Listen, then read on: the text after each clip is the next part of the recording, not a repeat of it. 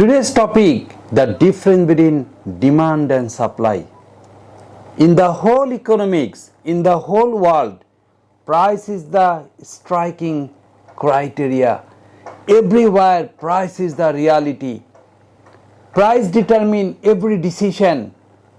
And from the price and quantity, two graphs, demand and supply are created.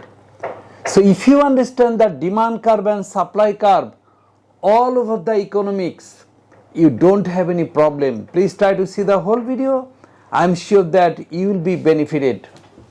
So this is price and this is quantity.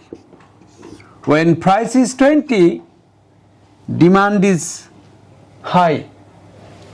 When the price of chocolate is less, people buy more. When the iPhone price go down, people buy more. This is natural. So people buy 80. When price is 40, people buy,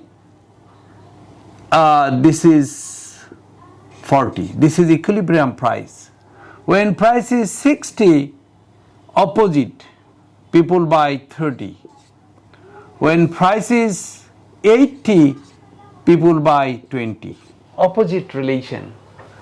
On the other hand, at the time of supply, again price and quantity. When the price is 20, people buy 20. When the price is 40, people buy 40. When price is 60, people buy 60. When price is 80, people buy 80. Am I clear? I mean, in the demand time, people has opposite mentality. But at the time of supply time, people have same mentality.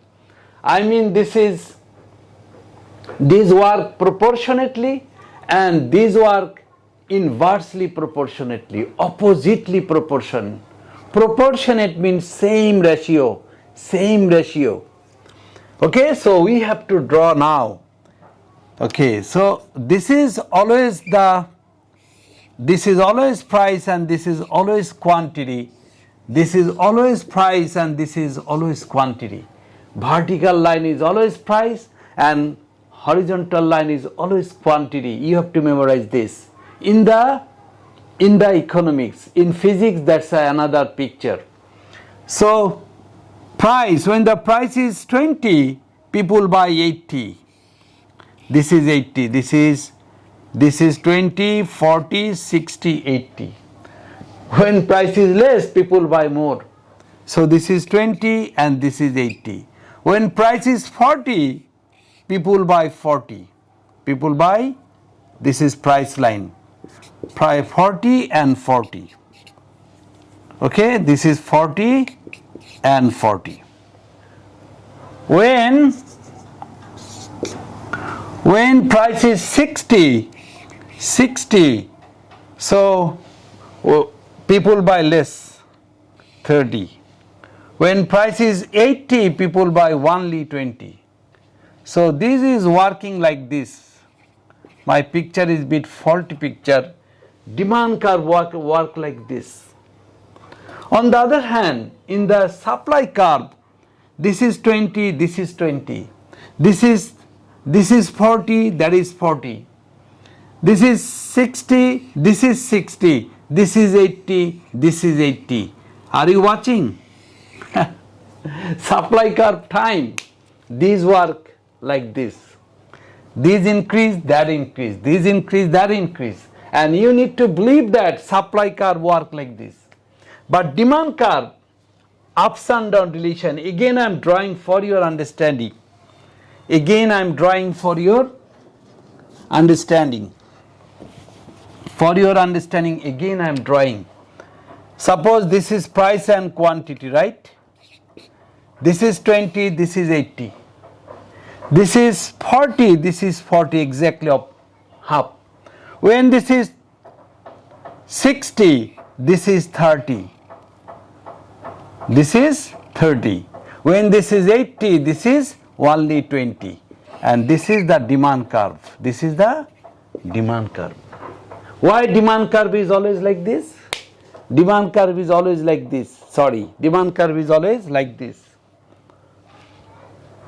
Proportion, but opposite proportion, and supply curve is always like this. Please keep in mind, demand curve like this and supply curve like this. Why supply curve and demand curve like this? You understand? Because either supply curve or demand curve become created from the behind information. Okay, demand curve or supply curve both would be created from the behind information. This is the information behind the scene and this is the picture in front of you. So you need to believe, if this is high, this is low. If this is low, this is high. Are you watching? This is low, this is high. This increasing high, this is becoming closer. I mean, this is becoming high and this is getting confined. So demand curve is like this and supply curve is like this. This is the difference between supply curve and demand curve.